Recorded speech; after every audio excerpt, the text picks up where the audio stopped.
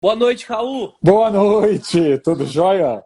Tudo bem com você? Tudo ótimo, tudo jóia, Já obrigado. está, Eu tô numa aproveitando enquanto luta aqui com o meu ring light que ele tá bambo, mas se ele não cair, eu vou conseguir conversar contigo. já antes de você entrar, já estava falando aqui do São Paulo nas alturas. Que Eu brinco bom. que todos os livros que ficam aqui atrás, esses quatro aqui, são das pessoas que mais me formaram recentemente. Tem aqui o livro do Marco Lisboa, Valor das Ideias, o outro. Que E bom. queria salientar, antes de a gente começar a nossa conversa, que eu, como economista, e que Sim. debruço no assunto das cidades, a gente só está acostumado em gráfico, a gente só está acostumado em número. E quando o Raul entra para o debate, o Raul traz essa carga de sonhos e uma carga numa São Paulo que já foi bela e permite que a gente vá além dos números e consiga pensar numa cidade de fato.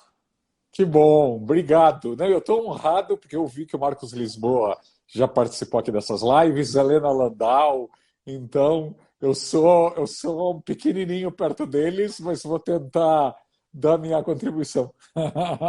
Muito pelo contrário, Raul, mas é, eu, eu fui fazer as perguntas para essa entrevista hoje. E Sim, quando eu vi que eu tinha tantas perguntas para fazer, eu que resolvi perigo. não ter um roteiro de perguntas e Que deixar perigo. essa entrevista mais solta, né?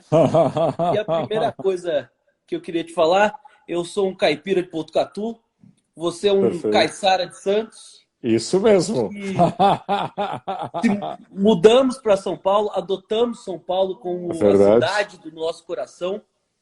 Nós dois também não dirigimos, a última vez que eu dirigi verdade. foi na prova da autoescola. E como que surgiu esse seu amor por São Paulo e pelas cidades em geral, por arquitetura? Como?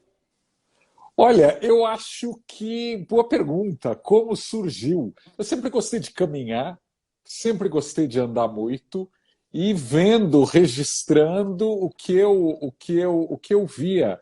Então é uma maneira quase táctil, né? Onde dá para caminhar bem, e onde tem estímulo visual. Eu prestava atenção e gostava. Onde o lugar era árido, hostil, eu não gostava. Então eu brinco que eu fui editando as cidades onde eu morei, onde eu visitei, onde eu trabalhei. Aliás, que é a melhor maneira, né? Eu acho que a gente tem que ir editando um pouco a vida, porque tem muito lugar inóspito e hostil pelo mundo, né? E de maneira bem rápida, você que morou em Nova York, Pequim, Buenos Aires, como que foi sua relação com cada uma dessas cidades? Olha, boa pergunta. Buenos Aires eu peguei num momento de muita crise. Eu morei lá entre 98 e 2001. E então eu peguei o final do governo Menem, governo de la Rua, até a queda do de la Rua, vários presidentes revezando. Entrevistei o Dualdi em Olivos na primeira semana dele de mandato e voltei para o Brasil. Mas é uma cidade, mesmo com crise, e a Argentina está acostumada a crises aí nas últimas 7, 8 décadas, uma cidade muito agradável. Então você vê que quando o planejamento começa bem, quando há uma certa igualdade social, né, uma grande sociedade de classe média, ah, muito densa, muito compacta, muito caminhável, ela é muito agradável. Sem falar que para um brasileiro ir para um lugar onde as pessoas adoram conversar, bater papo, tem esse mix, né, da cultura italiana com a cultura espanhola, com a cultura dos cafés francesa, é muito agradável. Então, eu peguei uma crise, jornalisticamente era fascinante, porque toda semana tinha alguma mega reportagem a ser feita, mas como pedestre, como flaner, foi uma grande cidade para se morar. Pequim é, obviamente, bem mais difícil que Buenos Aires.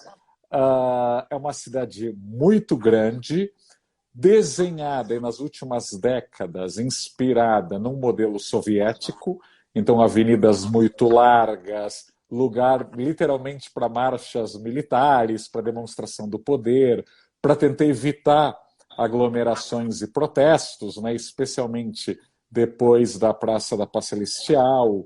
Agora também é fascinante porque é uma cidade primeiro que é capital do país há 900 anos, não é pouca coisa, é uma cidade milenar, e que se transforma, eu diria que a cada 6 meses. Então, em 3 anos que eu morei lá, a cidade mudou várias vezes, os bairros mudavam sem parar, e o meu entorno, eu vi assim, a quitanda da esquina virar um supermercado gigante em um ano, ou prédios e shoppings literalmente desabrocharem na frente do meu prédio.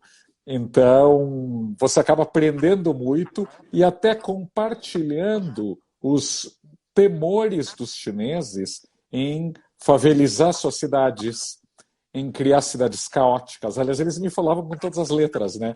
Que eles estudavam as cidades brasileiras para não repetirem os mesmos erros. Era um tema. Depois de Pequim, eu fui morar em Nova York. Aí, Nova York, além de ser uma delícia, de ser uma cidade cosmopolita, hipnótica quase, Nova York é uma cidade que passou por diversas crises mais violentas que as nossas e se reergueu. Então, até te dá um certo otimismo como brasileiro ou como paulistano de que a cidade pode ser péssima, que você tem como dar a volta por cima com capital humano, com políticas espertas. Em Nova York, quebrou e se reergueu várias vezes. E, por último, morei em Washington, antes de voltar para São Paulo. E Washington, como Canberra, como Ottawa, como Brasília, demonstra que cidades aí de proveta, muito artificiais, muito homogêneas, não são os lugares que eu prefiro morar. Então, acho que Washington é meio nesse aspecto anti-Nova York, porque falta diversidade, né? É uma cidade onde todo mundo é muito parecido, até o papo é muito igual. Nem a rotatividade de pessoas do país inteiro indo para trabalhar na burocracia traz um sentimento legal para Washington? Não, porque é um imã para pessoas conformistas e muito parecidas. Então, eu brinco assim, o burocrata do Lesoto e o burocrata do Butão são muito parecidos entre si. Então, é uma falsa diversidade, né? Então, você conversa com gente do FMI, do Banco Mundial, mesmo do governo americano, no geral é tudo muito previsível. E assim, as grandes cabeças, eu morei lá na época do Obama, então tinha muito democrata morando na cidade. Gente que vinha basicamente da Califórnia, de Chicago e de Nova York. E o sonho deles era voltar para os estados natais. Eu acho que isso muda muito quando os republicanos estão no poder, porque aí vem muita gente do sul para trabalhar em Washington. E se você é do Arkansas, se você é da Carolina do Sul, se você é do Alabama, aí sim Washington parece super cosmopolita. Mas para quem, por exemplo, é da Califórnia ou de Nova York, é uma cidade aí muito previsível e muito careta. Ou seja, eu estou vendo aqui o Vini Tamba falando: os espaços públicos são agradáveis, mas cidade é feita por gente. Aliás, todas as cidades são feitas por gente. Eu conheço cidades com um urbanismo incrível, mas sem o casting, sem o grande elenco, fica muito difícil. Aliás, é o que São Paulo faz São Paulo ser fascinante. Com todo o planejamento errado das últimas décadas, mas São Paulo tem um capital humano impressionante e difícil de competir com outras metrópoles do mundo. Raul, antes de a gente voltar para a nossa realidade brasileira, eu estou gostando Sim. desse giro no mundo que a gente está Ok, dando. Você que é um grande entusiasta da Ásia, teve em perfeito. Seul, gosta da China, a gente vê até em termos de arquitetura, né? O Sim, Curras desistindo de fazer o monumento do 11 de setembro para fazer aham, uma TV na China. Então a claro. gente vê uma ascensão de países que estão saindo da renda média, estão indo para a renda alta, que se der Sim. certo será a situação do Brasil nos próximos anos, né? Como que você vê a Otimista cidade? você. Eu te chamei para a gente falar de sonhos. Vamos, sejamos Vamos muito sonhar um otimistas. pouco. Eu só Como que consegui arrumar aqui o meu ring light e já vou estar satisfeito. Olha, ele fica mexendo. É impressionante, mas tudo bem. Eu acho que eu acabei de quebrar o meu último investimento para lives. eu vou te dar um de presente. Eu te mando Olha, aí um de presente. ele está dançando. É impressionante. Sei lá o que é que eu fiz aqui na hora de ajeitar, que eu acho que eu quebrei. Mas tudo bem. Eu vou dar uma seguradinha aqui e ele fica estável. Como que você vê, até para a gente pensar aqui na realidade brasileira, o que a gente pode fazer, como que essas cidades asiáticas estão se reinventando? Olha, eu acho que há várias razões para essas cidades asiáticas se reinventarem dessa maneira. Ponto um, são cidades que estão numa liga global, que competem por talentos e por empresas de igual para igual, com Londres, com Nova York. Então, por exemplo, tem o Brexit.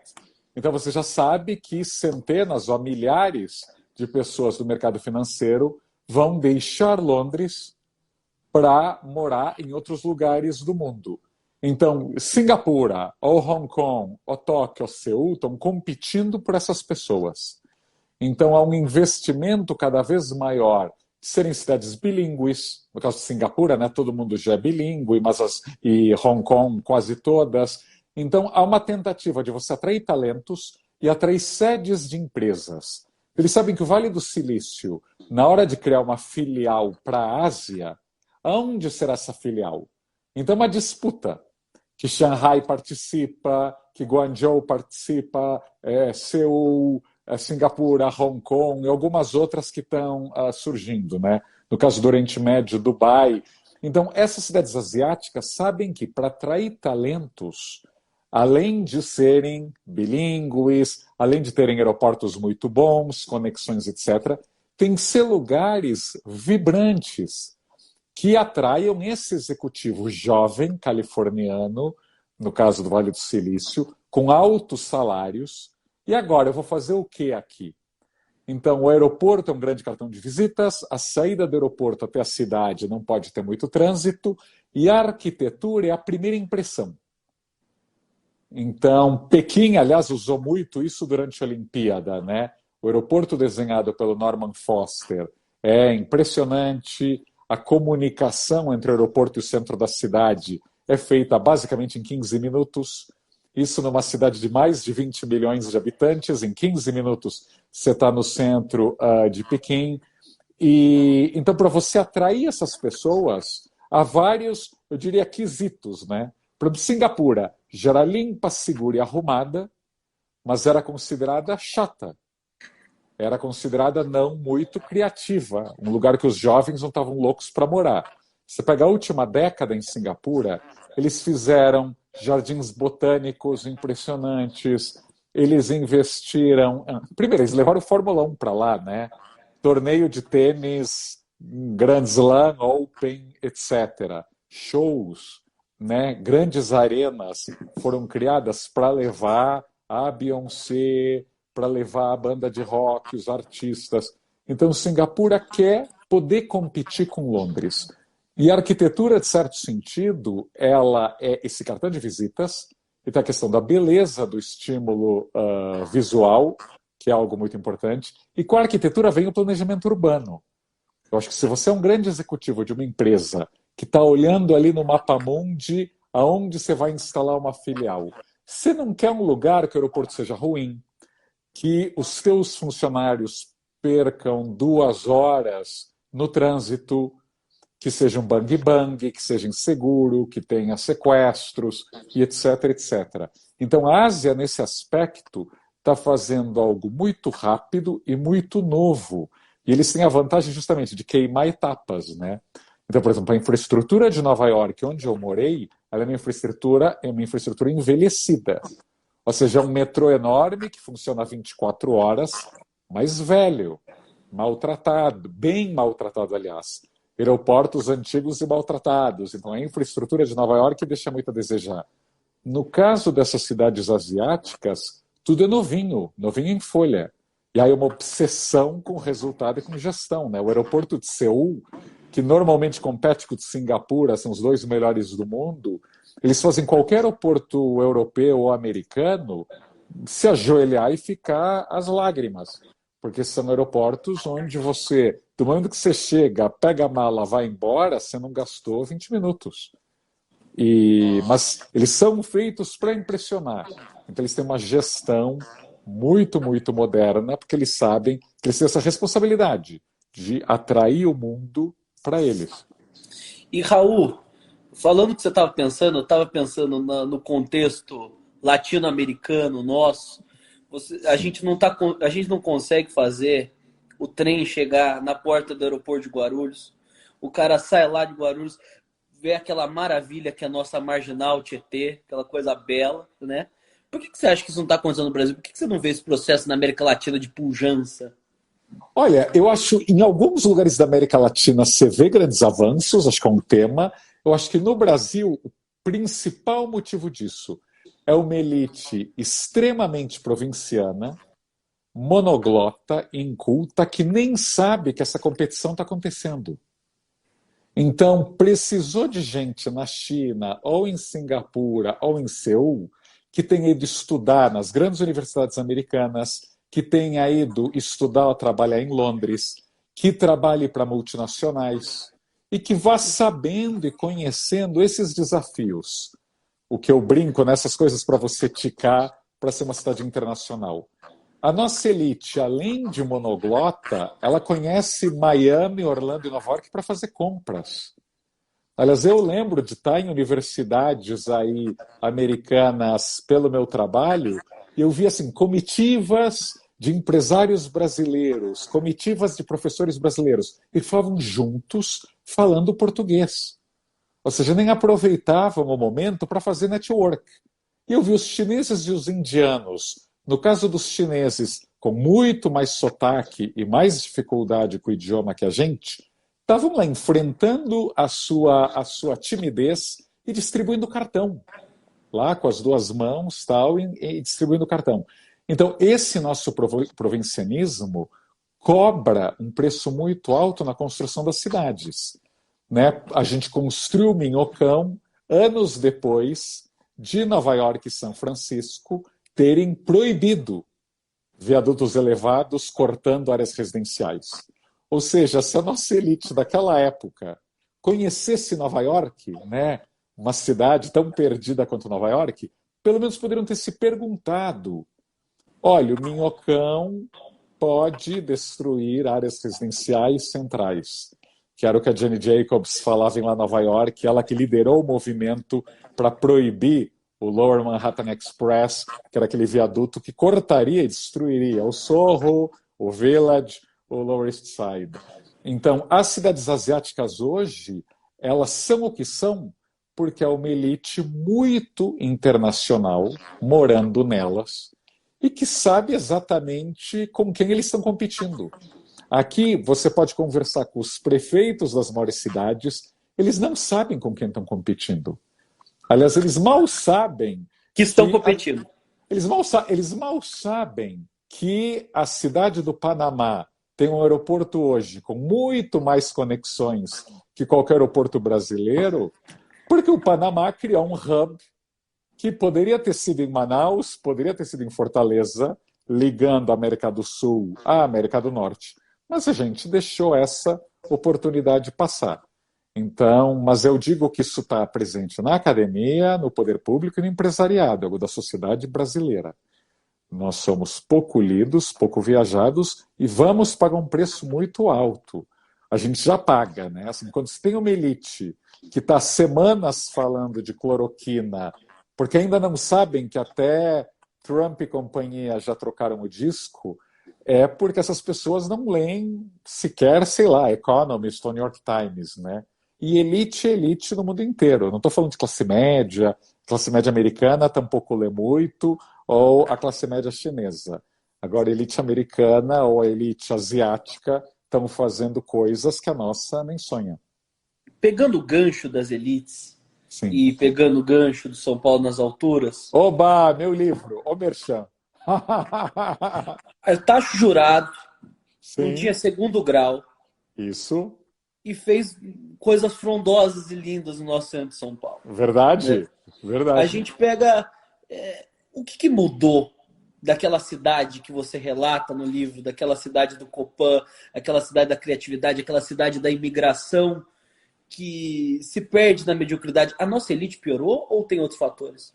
Eu acho que é dezenas de fatores. Agora, é fato que, no caso de Artaxa Jurado, imigrantes, etc., São Paulo era, sim, mais cosmopolita nos anos 50. Se a gente pegar em 1950, 12% da população de São Paulo tinha nascido fora do Brasil. Né? Até os anos 30, mais de 20% da população tinha nascido fora. Hoje não chega a 1%. Ou seja, tem mais estrangeiro morando em Tóquio, ou Buenos Aires, ou na Cidade do México, que em São Paulo. Então, essa ideia que nós somos um caldeirão de imigração é uma ideia ultrapassada. Nós já fomos um grande caldeirão multiétnico, hoje a gente atrai pouquíssimos imigrantes. A gente mal atrai turistas internacionais. Então, esse provincianismo foi construído por leis erradas, xenofobia, ditaduras militares que viam o imigrante como ameaça à segurança nacional. Eu lembro que na crise europeia de 2009 e 2010, muita gente de Portugal e Espanha veio para o Brasil, porque aqui o país estava bombando e eles estavam em crise. Eu conheço vários portugueses e espanhóis que 2 anos depois ainda não tinham conseguido tirar o bendito CPF e foram embora, percebendo que esta é uma terra lenta, né? Muito lenta. E eu morei em Pequim, ou Nova York, ou Washington. Assim, em uma semana eu tinha a documentação, eu pude alugar apartamento, obviamente sem ter CPF local. Eu trabalhava para empresas brasileiras. Eu não precisei de fiador nesses lugares. Que dizer de reconhecimento de firma ou autenticação de sei lá o quê. Então, eu estou vendo a Cris aqui falando, se soma todos os haitianos, bolivianos, venezuelanos, sírios, não chega a 1% da população. São números muito pequenos. Eu estou falando aqui de números. Paris ou Madrid tem mais de 10% de população estrangeira. Nova York tem quase 1/3 da população estrangeira. Minneapolis tem 20% da população estrangeira. Nós temos 1%. É muito pouco. E aí tem os cartórios. Então, por tudo isso, sim, eu acho que naquela época você tinha muitos imigrantes e também uma diferença. A gente conseguia atrair imigrantes com ótima formação. Talvez pelos motivos errados. No caso dos judeus, eles vieram para cá porque eram discriminados nos Estados Unidos. A gente tem que lembrar que a política, no início da Segunda Guerra Mundial, foi fechar as portas para os judeus e para os europeus em geral. Então, muitos vieram para o Brasil como plano B, e ainda bem que vieram, porque tinham grande formação, especialmente os de Varsóvia, né, ou de Praga, mas a gente atraía gente porque o país estava bombando. Esse país, dos anos 40 e 50, a economia crescia muito. Tanto que faz sentido um paralelo que em 2009 e 2010 a gente estava voltando a atrair imigrantes com alta qualificação, alta formação. As pessoas vão atrás de empregos, de bons empregos. Não é apenas sobrevivência, né? Quem pode sobrevivência, aí escolhe, infelizmente, outros países, que aí oferecem mais segurança, melhor urbanismo, menos burocracia. Então, tentando responder à questão do Artaxo Jurado, acho que o Artaxo Jurado ele é sintoma e também consequência de um momento de muito otimismo e de um momento que a economia estava bombando. Então, por um lado, ele representa, né, filho de imigrantes que não terminou o então, né, primeiro grau, primário e ginásio. Como cá entre nós, quase ninguém da classe média, naquela época, conseguia terminar o ginásio no Brasil. Então, ele deixou a escola aos 10 anos de idade.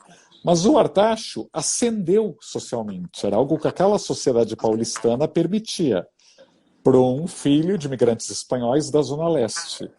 E até pela arquitetura que ele projetou, que ele desenhava, você via que, havia muito otimismo, porque ele fazia prédios, apartamentos para classe média, com uma roupagem de luxo. Popular, então todos melhoraremos de vida. E ele conversava com o visual americano, né, hollywoodiano. Ou seja, ele não estava olhando para o passado. Ele não queria copiar o castelinho francês, ele não queria fazer o edifício que parecesse de outra época.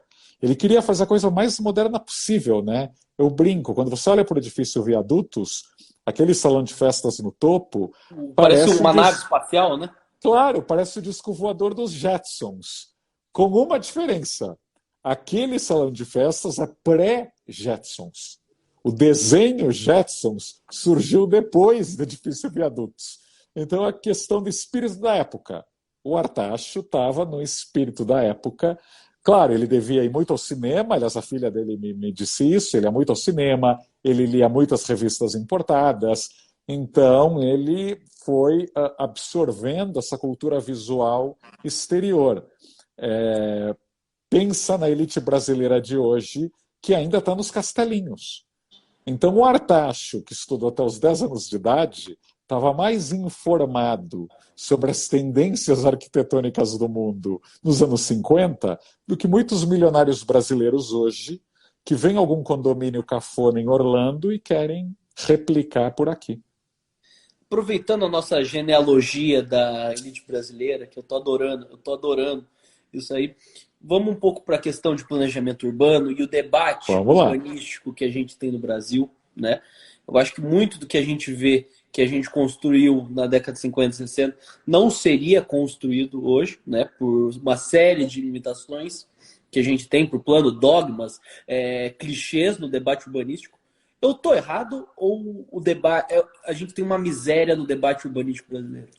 Enorme miséria, enorme miséria. Ou seja, o Copan e o Conjunto Nacional, que são quase a unanimidade entre arquitetos e urbanistas, ambos seriam proibidos hoje por qualquer legislação de qualquer grande cidade brasileira. Ou seja, o Copan não seria aprovado, ele tem 20 vezes mais de área construída em relação ao terreno onde ele foi construído. Hoje, pagando muito dinheiro para a prefeitura, na maioria dos lugares, você pode, no máximo, construir 4 vezes. Então, o Copan seria um Copanzinho. Ele teria 1/5 do tamanho do que ele tem. E teria aí outras obrigações, né? Tem que ter uma parte do terreno permeável, tem que ter recuos. Então, o Copan seria desfigurado e seria muito menor e provavelmente teria menos unidades. Então, aquela ideia de um prédio tão central, do lado do metrô, do ônibus, dos empregos, e que abriga aí 900 kitnets, seria impossível hoje em dia. E no caso do Conjunto Nacional, que é o quarteirão mais inteligente da Avenida Paulista, é um quarteirão que tem loja, tem escritório, tem moradia, funciona de segunda a domingo, oferece uma marquise, ou seja, o projeto é tão bom que ele oferece sombra e proteção contra a chuva para qualquer pedestre que estiver ali passeando, cujo nacional também seria proibido, pelas mesmas regras, as mesmas leis de hoje. Ou seja, a gente não aprendeu. Eu acho que muitas cidades por aí pelo mundo, quando vem um grande empreendimento privado que inova na arquitetura ou na relação com a rua, com a calçada, os legisladores correm para transformar aquilo em lei, para incentivar que outros copiem o bom exemplo. Né? No meu livro eu dou o exemplo do Seagram Building, em Nova York, né? Que criou aquela praça fantástica. O Seagram foi feito com aquela praça sem nenhum incentivo das leis. Na prática, a prefeitura de Nova York é que correu atrás. Opa, vamos fazer uma lei que estimule prédios a criarem essas praças públicas num terreno privado, porque o Seagram fez bem. Aqui é o oposto. Aqui as leis parecem ignorar o que deu certo e tentam fazer aí uma cidade muito disfuncional e especialmente muito espraiada. Então esse é um problema. Ô, Raul, eu sinto uma dualidade no livro e também toda vez que a gente vai abordar esse período da história, que a gente está falando muito forte do modernismo no Brasil e do pensamento moderno para a cidade. Claro. Que, por um lado, na arquitetura, produziu uma coisa tão bela como a gente pega o Copan, é uma coisa maravilhosa. Você pega Brasília, a qualidade de arquitetura de muitos prédios lindos, mas um planejamento urbano terrível, né? Você Verdade? acredita que a gente passaram-se 70 anos, 60 anos, a gente vive a ressaca do modernismo ainda? Ainda, porque a gente tem que lembrar que o Le Corbusier, que é um dos pais aí do modernismo, ele fez realmente prédios e casas espetaculares, emocionantes de belas, mas as visões urbanas dele eram tenebrosas. Ou seja, Paris ou Rio de Janeiro teriam sido destruídas se seguissem as ideias do Le Corbusier, que era Você está aquela falando questão. da habitação autorrodoviária, que é os prédios com. Claro, aquele prédio imenso no meio de um grande parque, ligado por viadutos suspensos, né? Ele sugeriu isso para o Rio, ele sugeriu isso para Paris. Talvez ele achasse que Rio e Paris não fossem suficientemente bonitas. Tem algo estranho. Mas sim, então eu acho que a arquitetura, o desenho dos prédios é lindíssimo. Agora, a ideia de cidade, que, por exemplo, Lúcio Costa se inspirou, né, o tipo de cidade que Le Corbusier criou, é um tipo de cidade que está mais do que provado que é disfuncional. Brasília nasceu para ter 400 mil habitantes, onde esses 400 mil habitantes teriam que usar carro de casa para o trabalho o tempo inteiro. Então é absolutamente insustentável. Imagina se as cidades indianas ou chinesas, com milhões e milhões de habitantes, tivesse todo mundo que anda de carro. A gente acrescentaria quantos carros para o planeta Terra emitindo aí CO2? Mas 100 milhões de carros, 500 milhões de carros, nem pensar.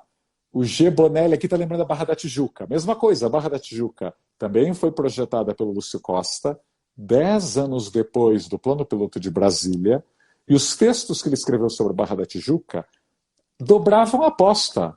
Falava de superquadras, falava de separação de comércio e de residência, ou seja, ele não tinha aprendido com o erro, talvez porque não foi tratado como um erro, né? Ou seja, até hoje há um certo tabu em se criticar o urbanismo modernista.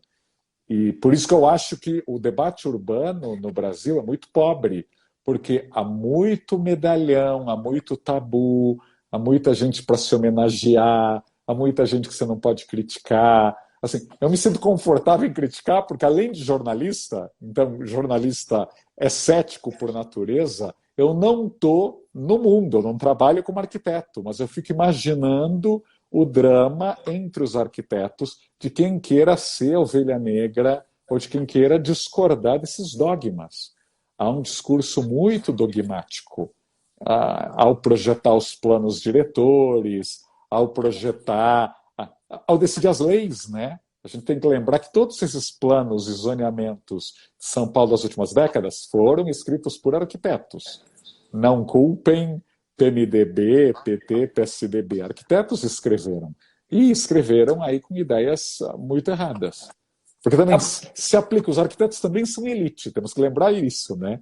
O que eu falei sobre academia, político, empresário, também se aplica aos arquitetos. E, Os Raul, arquitetos leem muito menos do que deveriam. as mudanças, né, que a gente precisa, seja regulatórias, ou de pensamento na cidade, você acha que elas não acontecem por uma motivação dogmática, né?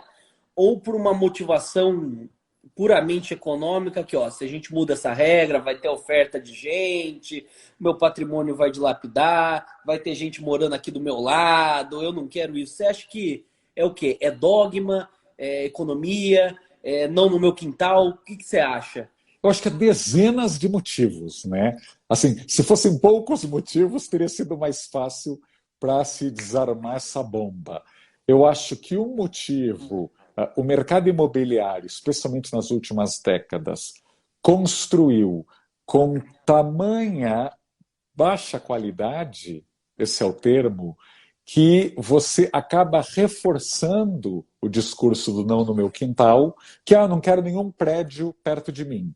Mesmo que você more em prédio. Ou seja, há essa hipocrisia, né? Eu moro num prédio de 20 andares, mas quero proibir que qualquer outro prédio de 20 andares surja do meu lado. Ou por causa da minha vista, ou por causa da valorização, ou porque eu não quero gente diferenciada na minha vizinhança. o motivo que for, ou porque eu não quero mais trânsito.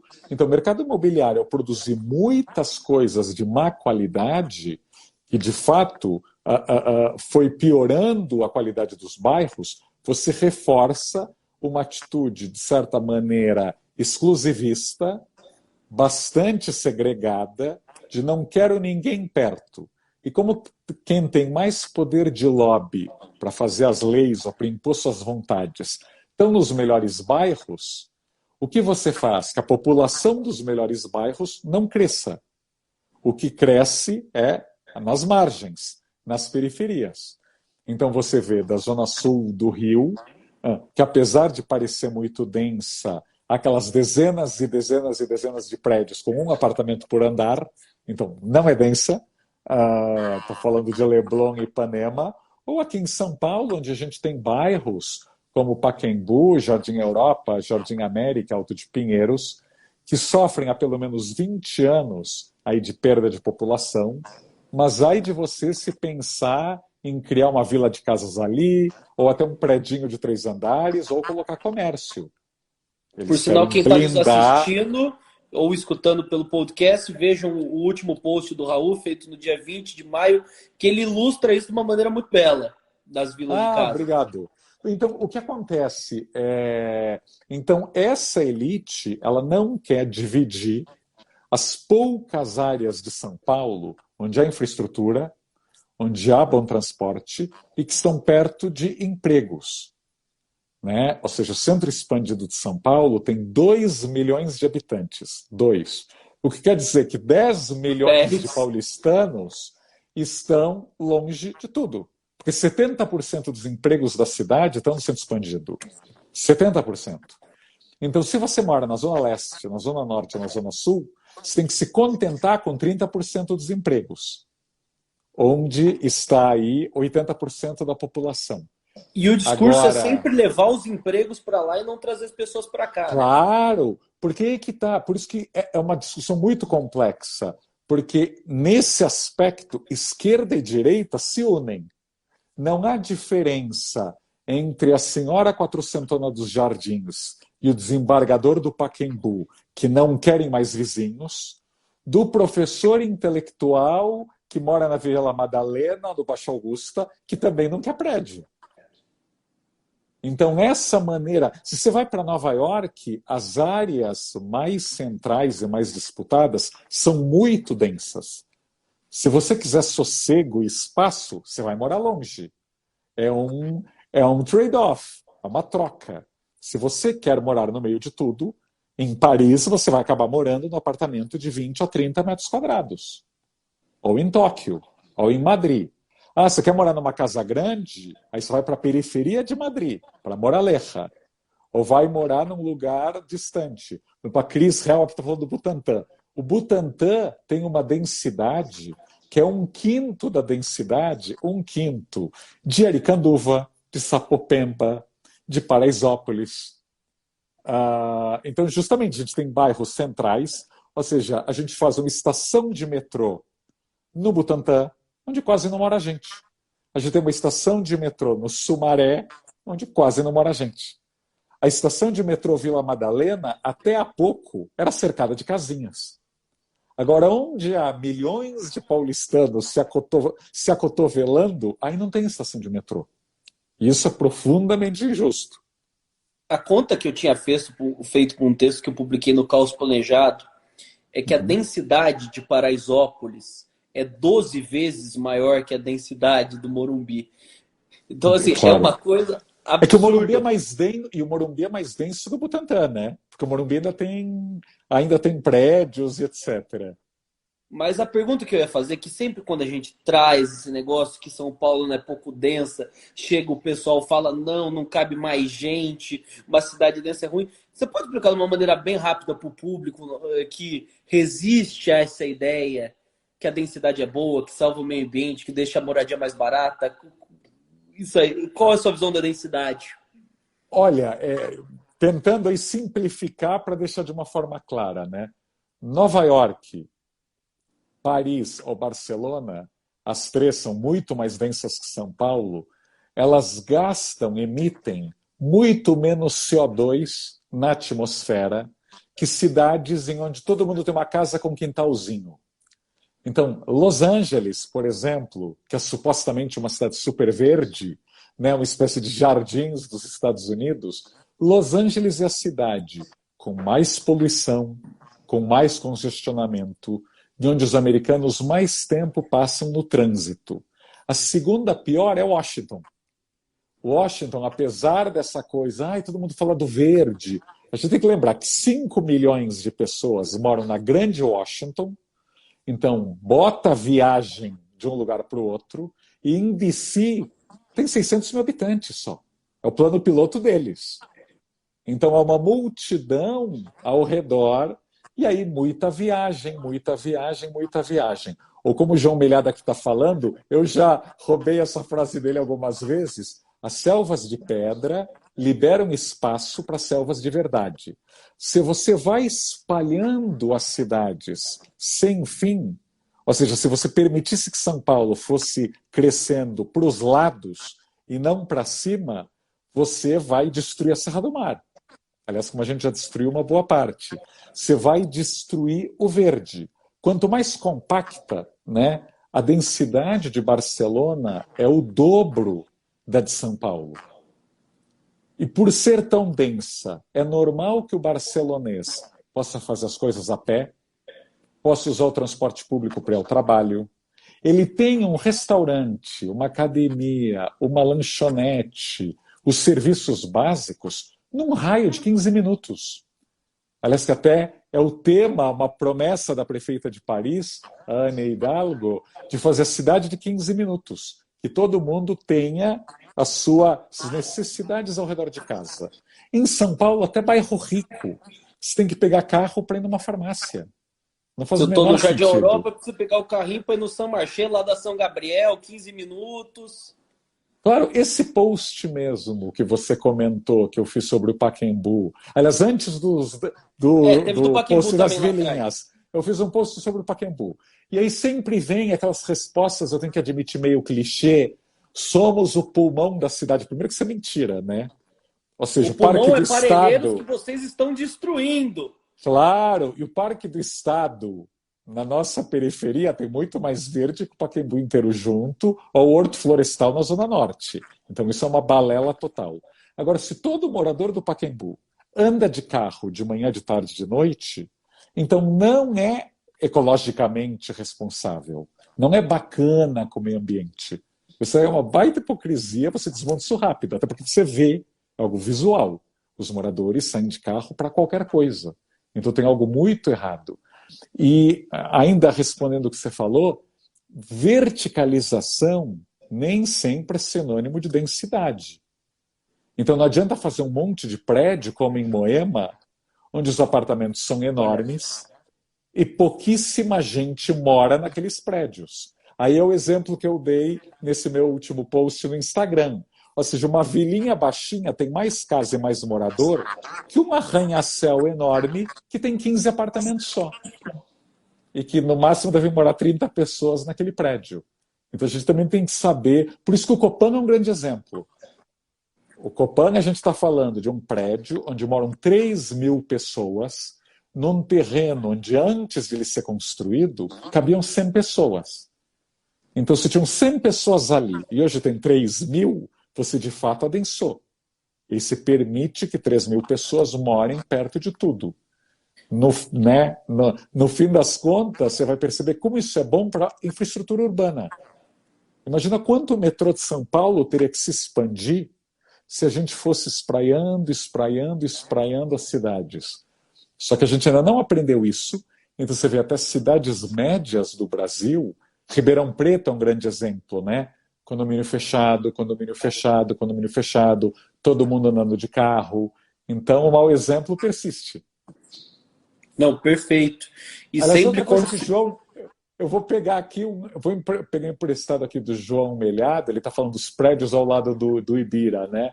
Eu gravei um podcast, o São Paulo Sonha, da Vejinha, sobre os parques de Nova York, porque para mim esse é um dos grandes paradoxos de São Paulo. O Central Park, se chegar a pé de bicicleta de metrô, é um parque fabuloso, e é cercado de arranha-céus por todos os lados, que pagam um belíssimo IPTU por causa dessa vista eterna e desimpedida. O nosso Ibirapuera é quase todo cercado por casas, em onde mora pouquíssima gente. Ou seja, nem a vista do parque você tem, porque são sobrados por uma pequeniníssima minoria. Quando, para a própria prefeitura, para a monetização desse patrimônio, você podia ter um cerco de grandes prédios residenciais ao redor do Ibirapuera, porque você permitiria que mais gente, de fato, desfrutasse dessa vista, e teria mais dinheiro para a prefeitura bancar os parques que não estão cercados pela elite. O grande drama de São Paulo não é o Ibirapuera. O grande drama de São Paulo são os parques de periferia que sofrem com má manutenção, que não têm bons equipamentos, que não têm boa iluminação, que não podem funcionar à noite. Mas, de novo, a gente não sabe monetizar essas grandes oportunidades, de novo, por uma visão muito segregacionista de isto aqui, que está bem feito e que foi construído com dinheiro público, é só para nós. Deixa as maiorias lá longe. E sem contar o acesso, que você sempre bate nessa tecla, que é a nossa próxima pergunta. Você vai chegar no Parque do Ibirapuera, eu chego ali com a minha bicicletinha ali, eu fico na calçada, tem o pedestre, não tem negócio. Como que você vê essa valorização das calçadas na cidade? A gente não despreza uma coisa tão importante? Eu já escrevi na própria Veja São Paulo, aliás, acho que eu não me apresentei aqui. Eu dirijo a Veja São Paulo, é o que paga as minhas contas, e é uma revista que eu adoro editar e que a gente fala muito sobre a cidade. E tem uma seção lá chamada São Paulo Sonha, e eu já convidei alguns arquitetos que tinham propostas para fazer o Parque do Ibirapuera mais acessível. Porque basta você ir no topo do MAC, tem aquele restaurante vista, e olhar para o parque, você vai perceber que aquelas avenidas, aquelas pistas, são um atalho para carro. Se você é pedestre, você é educado a ser cidadão de terceira classe e tem que dar uma volta enorme por uma passarela, que à noite você não vai ter coragem de pegar aquela passarela. Então você, pedestre, acaba tendo que dar uma volta de 5 minutos, 10 minutos para chegar ao parque, para o carro poder andar rápido. Isso não faz o menor sentido. Vem de uma visão que começa com Prestes Maia, é reforçada por Juscelino Kubitschek e pela ditadura militar, mas que foi mantida por todos os governos democráticos, de que a indústria automobilística emprega muita gente, o que cá entre nós não é mais verdade, porque tem muito e muito e muito robô, mas você passa por cima, é uma visão aí de terra arrasada, você passa por cima da cidade. Isso se aplica ao Ibirapuera, isso se aplica ao Parque Vila Lobos, às Marginais, ao Minhocão, e até um exemplo que eu dei aqui no meu Instagram há pouco, da ilha da Avenida Paulista. Então aquele encontro entre a Avenida Paulista, Rebouças e Consolação, tem aquele túnel e um buraco, né? Um buraco imenso, virou uma Cracolândia, aliás, faz com que o paulistano que desce do metrô da Consolação e quer ir a pé para o Hospital das Clínicas sinta medo. Muito medo. Muito medo. E se não tem medo, olha, avisa, é para ter medo. É um lugar inóspito, Mas, de novo, esses não são temas. A gente escreve isso na Vejinha, publica toda semana, fica batendo aí com um martelinho, mas é um não tema, porque como parte da nossa elite ainda está na fase de achar que carro é o máximo, ela só acha divertido caminhar quando ela está em Nova York ou Barcelona. Então a gente ainda não sabe melhorar essa cidade. E por que isso tem importância econômica? Porque esse jovem do Vale do Silício, que acabou de criar o novo unicórnio, não vai vir o novo Uber, ou o novo Airbnb, ou a nova Apple, ele vai ficar horrorizado, ele não vai querer morar em São Paulo. Ele vai achar Seul incrível, ele vai achar Hong Kong o máximo, e vai achar São Paulo um problema. Então a propaganda boca a boca contra as cidades brasileiras no exterior é muito forte, em quem a gente mais precisaria atrair. Gente que atraia empresas, que atrai empregos, que atrai investimentos, impostos, mas a gente aliena essas pessoas porque o nosso urbanismo é muito inóspito. E Raul, penúltima Nossa, pergunta. falei demais. Não, adoro. Mas o nosso tempo está acabando, infelizmente, que aqui 1 hora acaba e isso é péssimo, porque aí a gente teria papo para 3 horas. É Mas verdade. uma pergunta que mandaram aqui, que eu achei muito interessante, para a nossa penúltima, é o centro, a gente tem essa visão nostálgica, essa visão linda do centro, Uhum. totalmente abandonado por Uhum. diversos fatores. Por que a gente não consegue revitalizar o centro? Pegando um gancho do seu texto, um texto que eu acho primordial para entender esse problema, que você fala de várias experiências internacionais, mas também fala da questão do teatro brasileiro de comédia, que a obra ficou 10 anos parada porque o bombeiro não conseguia falar com o Defat. Qual que são os nossos Sim, problemas nesse processo? eu acho que há muitos problemas. Então a gente tem que pensar que o centro de São Paulo ele já está todo construído, o que então ele atrai menos o mercado imobiliário do que lugares onde dá para construir do zero. E não há incentivos, por mais que se diga que sim, não há incentivos para você renovar, retrofitar muitos daqueles prédios antigos. Assim, quando os prédios antigos estão literalmente se desmanchando ou até desabam, como Como o caso do infelizmente desabaram o Lula Paysandu? Paz de Almeida, o do Largo do Paissandu, tudo bem. Ou seja, deixar abandonado caindo, tudo bem.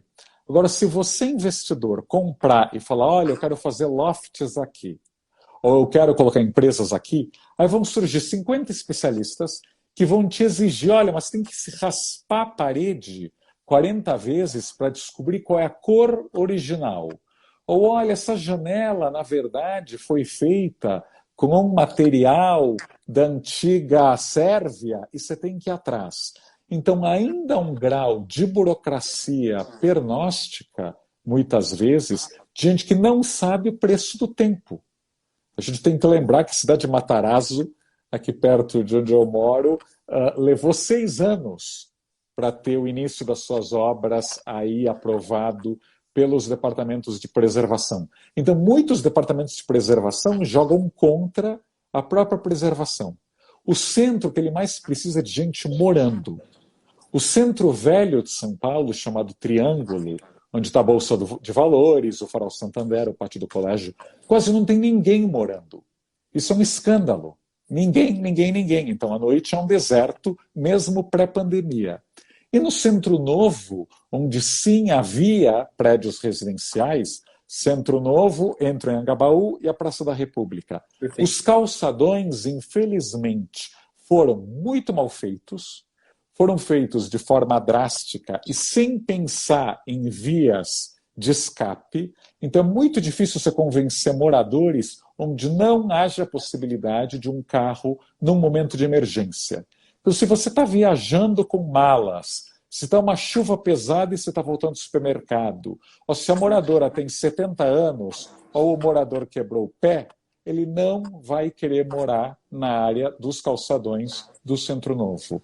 Então, entre o Centro Novo e o Centro Velho, se desperdiça aí 40, 50 quarteirões de belíssima arquitetura, belíssimo urbanismo, onde as pessoas não querem morar.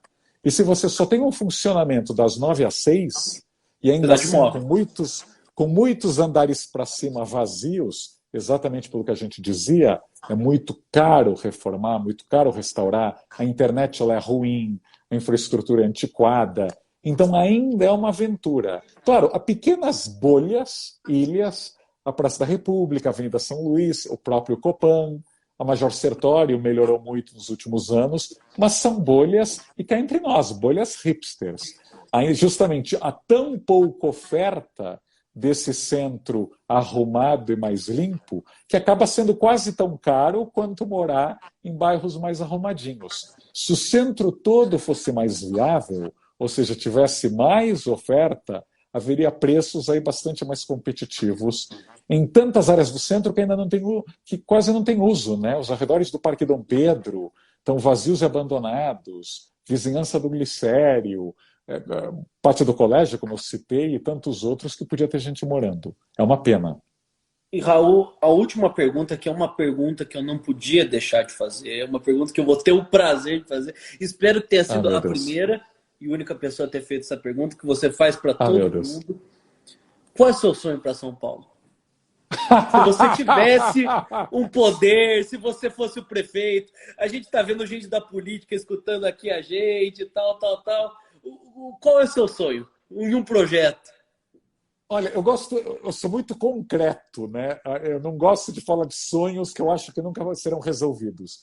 Eu acho que se o espaço que vai do Anhangabaú até o Parque Dom Pedro, incluída aí a Praça da Sé e o Pátio do Colégio, virasse um lugar vibrante à noite e no final de semana, com gente caminhando, com restaurantes com mesas na calçada, ao ar livre, para ser mais difícil de pegar o vírus, gente circulando, gente morando, estudantes aposentados, gente de classe média, de classe baixa, de classe alta. Para mim já seria uma maravilha. Assim, o que eu vejo na Gran Via de Madrid, ou em Chueca, ou nos calçadões do Barrio de las Letras, ter essa sensação, caminhando pela Anhangabaú, caminhando pelo Parque Dom Pedro, caminhando ali pela 15 de novembro. Você olhar para o Martinelli, ter restaurantes no térreo, o Farol Santander todo ocupado, a Rua Boa Vista bombando de gente. Para mim isso já teria um efeito multiplicador.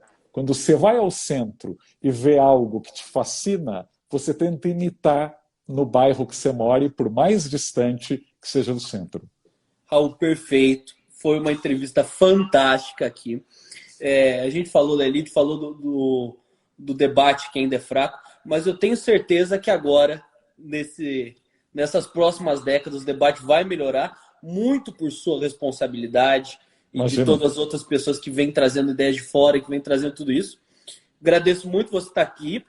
Sigam o Raul. Todo dia é fantástico seguir no Instagram. Obrigado. Leiam São Paulo nas alturas. Por favor, escutem o podcast. Escutem o podcast São Paulo Sonho, que eu vou deixar uns 4 episódios dos meus favoritos nos próximos stories. Obrigado, Maravilha. Raul. Imagina, já que não dá para apertar a mão, namastê. E não deixe de acompanhar. Amanhã teremos uma entrevista super legal com o Daniel Barros, autor do País Mal Educado, para a gente falar de educação. Então aqui a line-up, ó, fina.